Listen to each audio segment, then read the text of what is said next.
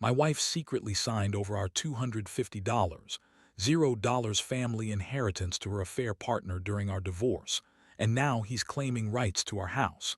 And I just found out she forged my signature to do it. It all started with a quiet feeling that something was off, but I didn't want to believe it. My wife, Jessica, had always been a bit manipulative, but I thought I knew her well enough to see through her lies. Still, there were small signs: late nights, secretive phone calls, her brushing off questions about her whereabouts, that I chalked up to work stress or her being busy. That was until I found out she'd signed over our family inheritance to some guy she'd only been seeing for a few months, and she did it during our divorce. I mean, she took $250, $0 of our money, all the money we'd saved for years, and handed it over to this guy, claiming it was for love or some bullshit like that. But what knocked me out was discovering she forged my signature to do it. It happened one evening when I was going through some papers I'd left on the dining table. I'd been suspicious for a while, but I never expected to find something like that. I saw a document, an official-looking contract, signed in my name, giving away our inheritance. The handwriting looked suspicious, and I immediately recognized my signature, or at least I thought I did. I looked closer, and that's when I realized she'd forged my signature. My stomach dropped. How could she do that? How could she steal from us like that? I felt a mix of shock and rage that I couldn't even process at first. I kept staring at the paper, trying to understand what I was looking at. Then I saw the date, just a week ago. That's when I remembered her acting weird the day before, acting overly friendly and flirty with some guy I didn't recognize. I'd ignored it, telling myself she was just talking to a coworker or something. But now I knew better. She'd been planning this for months. I remembered her saying she needed a fresh start, and I thought she meant just a break from our marriage. Turns out she'd been planning her escape, and she'd taken our money for her new life with this guy, Jason. I couldn't believe it. Not only was she cheating on me, but she was also stealing from us our future, our security. I felt betrayed on every level. The woman I'd loved, trusted, built a life with was now just a con artist in a dress. My mind kept racing. What else had she done? Was she planning to leave me with nothing? I had to find out more, and I knew I had to confront her. But I also knew this was just the beginning. The real storm was coming, and I wasn't sure I was ready for what was next. I kept the document in my pocket and waited for the right moment. That night I confronted her. I asked her about the inheritance, about the forged signature, about Jason. Her face twisted into a sneer, and she told me I was overreacting, that I was paranoid, that she loved me but was just trying to find herself. She lied so convincingly, blaming me for being suspicious, saying I didn't trust her, that I was jealous. But I knew better. I saw the way she avoided my eyes, the way she kept her phone hidden. She was lying right to my face, and I knew I had to act fast before she completely drained us dry. The next few days were a blur. I started digging into her phone, her emails, her bank accounts. I found more evidence, messages between her and Jason, plans to meet, secret payments, and even more forged signatures. That's when I realized she'd also signed over our house, claiming it was for investment purposes, but in reality giving Jason full rights to our property. She lied about everything. I felt sick. How could she do this? How could she betray me so completely? I was furious, heartbroken, and feeling more betrayed than I ever thought possible. But beneath all that anger, I knew I had to make a clear plan. I couldn't let her get away with this. I wasn't going to let her walk off with everything we'd built. I decided I'd catch her in the act, expose her lies publicly, and fight for what was rightfully ours. I started talking to a lawyer, gathering evidence, and planning my next move. I was determined to take back control of my life, even if that meant tearing everything apart first. Because if she thought she could cheat, steal, and lie her way out of this, she had another thing coming. I wasn't going to let her ruin me without a fight. Over the next few days, I threw myself into gathering everything I could.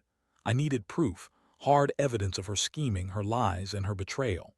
I went through our bank statements, found more suspicious transactions, large sums transferred to Jason's account, all under different aliases she'd set up. I also managed to get a copy of the forged signature she'd used on the property transfer documents. It was unmistakably her handwriting. I couldn't believe I'd never noticed the signs before, how blind I'd been to her manipulations. Meanwhile, Jessica kept up her act, acting all innocent whenever I pressed her about the money. She'd roll her eyes, call me paranoid, or accuse me of not trusting her. "You're just jealous," she told me once, smirking.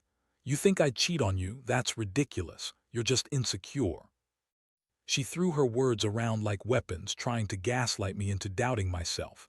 But I knew better now. Her lies only confirmed she was hiding something. I caught her in a few small lies, too, like when she said she was working late, but her phone logs showed she was meeting Jason. It was all right there. One night I decided I'd had enough. I couldn't keep pretending everything was fine. I was furious, hurt, and tired of her deception. I confronted her again, this time more directly. I told her I had everything, that I knew she'd forged my signature, that I knew she'd signed over our house and inheritance to Jason. Her face went pale for a moment, then she snapped. She told me I was overreacting, that I was just trying to control her, that I didn't understand her need for freedom. She even accused me of being a terrible husband, saying I'd never really cared about her feelings, but I wasn't buying it. I told her I was done being played for a fool. She tried to deny everything, but I had the proof. I laid it all out, screenshots of her texts, bank transfers, the forged documents. Her eyes darted around, her composure cracking. She finally broke down and started crying, but it wasn't real sorrow. It was just an act. She was trying to manipulate me again, just like she always did. I felt a deep coldness settle in. This wasn't just about infidelity anymore. It was about betrayal on a scale I'd never imagined. That night, I made a decision. I was going to expose her to everyone, her family, her friends, anyone who'd listen. I wanted her to face the consequences of what she'd done. I knew I couldn't trust her anymore, and I couldn't stay married to someone who'd lie, cheat, and steal from me. I started drafting a detailed account of everything, how she'd lied about her affair, forged my signature, signed over our house, and transferred our inheritance. It was time to take action. I also contacted a lawyer who confirmed that I had a solid case to contest the property transfer and the inheritance claim. In the meantime, Jessica kept up her act of innocence, but I could see her cracks. She'd lose her temper when I pressed her about Jason, lash out when I questioned her about the money. She called me controlling, paranoid, jealous, the usual gaslighting tactics, but I wasn't going to let her manipulate me anymore. I was starting to see her for what she truly was, a liar, a cheater, a thief. I felt a strange mixture of relief and dread. Relief because I finally had proof, and dread because I knew this was going to get uglier before it got better. I also learned that she'd been planning her escape for months, saving money, forging documents, even talking about starting fresh somewhere far away. The realization hit me like a punch in the stomach. She'd been preparing to leave me with nothing, all while pretending everything was fine. The betrayal cut deep, and I wondered how I'd ever trusted her. I'd always believed in honesty and loyalty, but she turned out to be the exact opposite. Now, I had to figure out how to fight back, how to protect what was left of my life. I knew I couldn't fix this, not with her anymore. The only way forward was through the legal process, and I was ready to do whatever it took to get justice. The day I handed over everything to my lawyer felt like stepping into another nightmare. I sat across from him, showing every piece of evidence I had: bank statements, forged signatures, her secret messages with Jason. He listened carefully, taking notes, then looked up at me with a serious expression. "You have a strong case," he said. "Forgery, fraud, and the illegal transfer of property, that's all criminal. Plus, you can contest the inheritance transfer. Jessica's actions are reckless and illegal, and you have every right to fight this." Hearing that made me feel a little bit of relief, but it also made everything real. Jessica was no longer just the woman I loved. She was someone who'd betrayed me on a level that felt almost impossible to recover from. I started to realize how deep her lies went, how much she'd manipulated everyone, including me. I'd always thought she was just a little selfish, a little bitchy, but now I saw her as something worse. A con artist who'd taken everything she could, including our trust, our future, and our home. I decided I'd file for an emergency injunction to stop her from transferring or selling any more of our assets. I couldn't let her run away with everything. My lawyer warned me that Jessica might try to hide or destroy more evidence, so I also hired a private investigator to follow her around. I needed to know where she was, who she was talking to, and what she was planning next. I felt like I was in a war I couldn't see the full front of, but I was determined to win. Meanwhile, Jessica kept up her act of innocence on the surface, but I could tell she was panicking. She started making frantic phone calls, trying to spin her lies to her friends and family. She told her sister I was just jealous and paranoid, that I was overreacting because I didn't want her to have her freedom. She was trying to paint me as the bad guy, but I wasn't buying it anymore. I knew her tricks. I knew she was just trying to buy time, trying to come up with some kind of clever escape plan. But I was one step ahead. One evening, I caught her trying to access our joint bank account on her phone.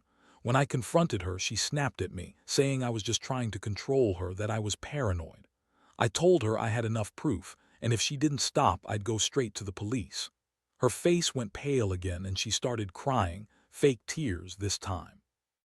She said she loved me, that she was sorry, that she'd do anything to fix things, but I'd heard enough. I told her she'd crossed the line and I wasn't going to let her tear our life apart anymore. I also discovered she'd been having secret meetings with Jason at a local hotel, unprotected sex for sure. That was just the icing on the cake. She lied about everything, including the affair, claiming she was just talking to him for emotional support, but I knew better. She'd been sneaking around, lying and scheming. I felt disgusted and furious at myself for not seeing it sooner. How could I have missed all the signs? How could I have been so blind? The betrayal was so raw I could hardly breathe sometimes. Despite everything, I decided I wouldn't just sit and let her walk away with our money and our house. I was going to fight for what was ours, not just for me, but for my kids, if I ever decided to have any. The thought of losing everything because of her greed and lies made me sick, but I also realized I'd been giving her too much power for too long. Now, I was taking it back. I was going to expose her, fight her in court and make sure she paid for what she did. I knew she was planning to leave town soon, maybe even run away with Jason. That was the moment I decided I'd do whatever it took to stop her. I contacted a process server to serve her with legal papers, stopping her from selling or transferring any more assets. I also started documenting everything, every transaction, every lie, every secret meeting. I wasn't going to let her get away with this, not without a fight. As the days went on, her behavior grew more erratic. She'd scream at me, call me controlling, accuse me of ruining her life. But I didn't care anymore. All I cared about was protecting what was left and making sure she couldn't do any more damage. I'd been betrayed on every level, but I was determined to come out of this with some shred of dignity and justice. I couldn't change what she'd done, but I could make sure she paid for it, legally, financially, and emotionally. I was ready for whatever came next. The day I finally got the court order to freeze our accounts and halt any further property transfers was a relief, but it also made everything more real. Jessica's face darkened when she realized I'd gone through with it. She started screaming at me, calling me a controlling maniac, saying I was ruining her life. She argued that she deserved her freedom and that I was just insecure, but I wasn't having any of it. I told her she had crossed the line, that I had proof of everything, and that I wasn't going to let her steal from us anymore. That night, she packed a bag and threatened to leave with Jason. She yelled that she was done, that she didn't need me or our family anymore, and that she'd take the kids if I tried to stop her. I felt a cold wave of fear, fear for what she might do next, fear that she'd actually take everything and run. But I also felt a strange sense of clarity. I couldn't let her get away with it.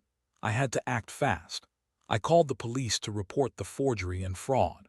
I wanted an official record of her illegal activities. The officer took my statement, looked over the forged documents, and assured me they'd investigate. It was a small comfort, knowing that I was doing everything I could to stop her. Meanwhile, I also contacted her family, her parents, her sister, and told them what was happening. I wanted them to see the truth, to understand how deep her lies went. I knew she'd try to spin it all, but I needed witnesses and allies now more than ever. Jessica's behavior grew more erratic. She started calling me every name in the book, accusing me of trying to control her, of ruining her life.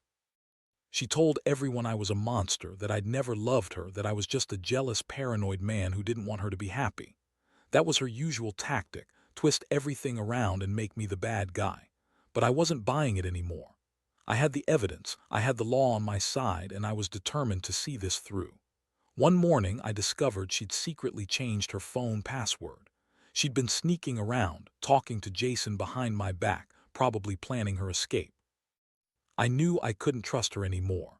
I also found out she'd been secretly withdrawing money from our joint account, another sign she was trying to drain us.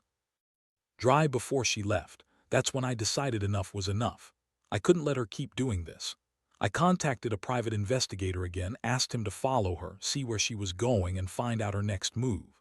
The PI came back with reports that she'd been meeting Jason at a nearby hotel, late at night multiple times.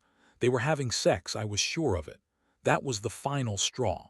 I knew she'd lied to me about everything, her affair, her plans, even her feelings.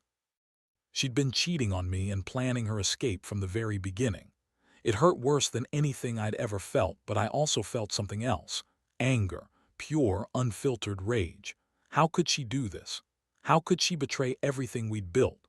I decided I'd go to court and fight for full custody of the house, the inheritance, and the right to keep her from selling or transferring any more assets. The legal battle was going to be tough, but I was ready. I'd also file for divorce on the grounds of infidelity and fraud. I knew I'd have to show the court all the evidence I'd collected, her forged signatures, her secret meetings, her financial schemes. It was the only way to ensure she paid for what she'd done. While all of this was happening, Jessica kept up her act of victimhood, crying and pleading, trying to manipulate everyone around her. She told her friends I was abusive, controlling, and crazy. She painted herself as the victim, but I knew better. I saw through her lies. I'd spent enough time trusting her, enough time giving her the benefit of the doubt. Now I was done. This wasn't just about money anymore. It was about betrayal on a level that cut so deep I didn't know if I'd ever recover. But I was determined to fight, to expose her, to protect what was left, and to make sure she faced the consequences of her actions. The court date finally arrived after weeks of legal battles, and I felt a strange mixture of exhaustion and determination. Jessica showed up looking frantic, her eyes darting around, trying to act like everything was fine. She threw her usual fits, claiming I was trying to ruin her, that I was just a jealous husband who couldn't handle her independence. But I had all the evidence, her forged signatures, the bank transfers, her secret meetings with Jason. I handed everything over to the judge, who listened carefully while I laid out the facts.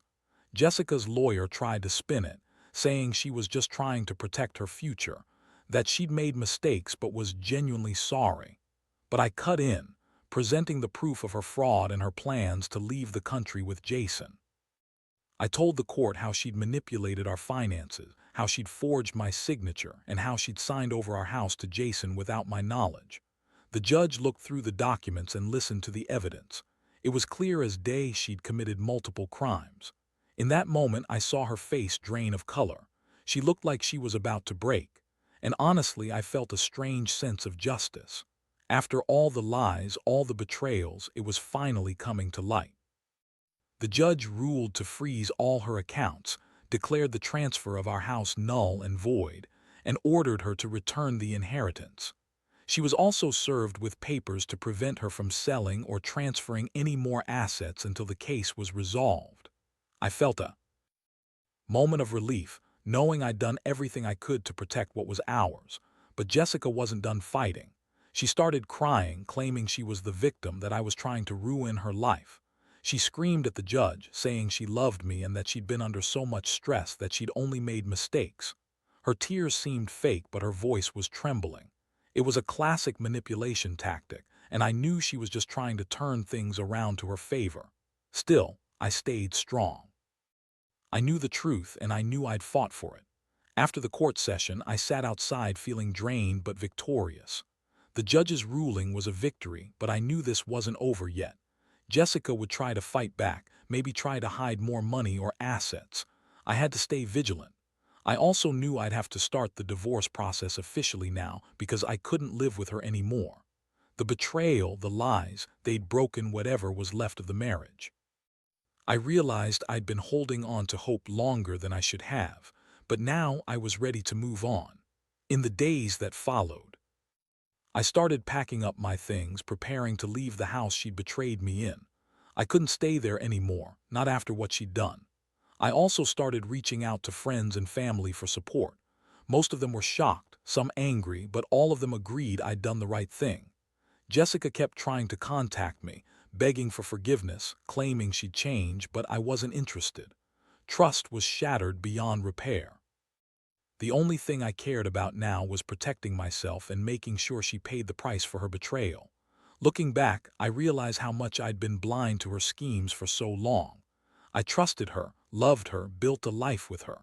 And she turned around and used me, lied to my face, stole from us, and tried to run away with everything.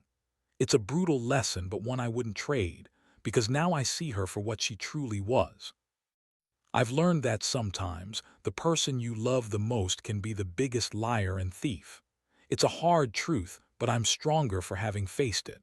I'll rebuild, I'll recover, and I'll never let someone like her do this to me. Again, now sitting here reflecting on everything that happened, I realize how much I've been through and how it's changed me. Jessica's betrayal was a punch to the gut that left me staggering for a while, but I've come out the other side with a clearer sense of who I am and what I stand for. I learned that trust, once broken, is nearly impossible to repair when it's rooted in lies, deception, and greed. But I also learned that I'm stronger than I thought. Facing her lies head-on, fighting to protect what was mine, and standing up for myself in court gave me back some sense of control. I won't pretend it's easy to move past this. Every time I see the house empty or hear her name mentioned, I get a twinge of anger and sadness. But I also get a sense of relief. Relief that I didn't just roll over and let her walk all over me. That I fought for my future, for my dignity, and for the truth. I've realized that sometimes love isn't enough. Trust has to be earned daily, and when it's betrayed on this level, it's almost impossible to rebuild. I've started to rebuild my life piece by piece. I've found a new place to live, closer to work where I can breathe again. I've also found comfort in reconnecting with old friends and family, people who remind me what genuine support feels like. The process of healing isn't linear, and there are days when I feel overwhelmed with anger or regret, but those days are fewer now. I've learned to accept that some relationships are beyond repair, and that's okay. It's better to be alone and free than trapped in a lie. One thing I know for sure, this experience has taught me the importance of vigilance, especially when it comes to money and trust. I won't be so naive again. I've started educating myself about financial security, estate planning, and how to spot manipulative behavior. I want to protect myself from anyone who might try to do what Jessica did, whether it's a partner, a friend, or anyone else. I've also become more cautious about who I let into my life, understanding that appearances can be deceiving and that sometimes betrayal comes from those closest to you. Looking back, I feel a strange sense of closure. Jessica's actions were a sign that she was never really committed to our marriage, and I have to accept that. I won't carry her baggage anymore. I've learned to trust my instincts and listen to that quiet voice inside that tells me when something's wrong. I've also learned that revenge isn't always about revenge. It's about justice, about protecting what's yours, and about moving forward with integrity. Most importantly, I've come to accept that life goes on. No matter how hard it gets, I will rebuild from this. I will find happiness again, maybe not with her, but with myself and the people who truly care. I want others to know that even in the deepest betrayal, there's a way out. It's messy, it's painful, but it's also necessary if you want to find peace. Trust yourself, stand your ground, and never let anyone steal your future, not even someone you once loved. Because at the end of the day, the only person who truly has your back is you.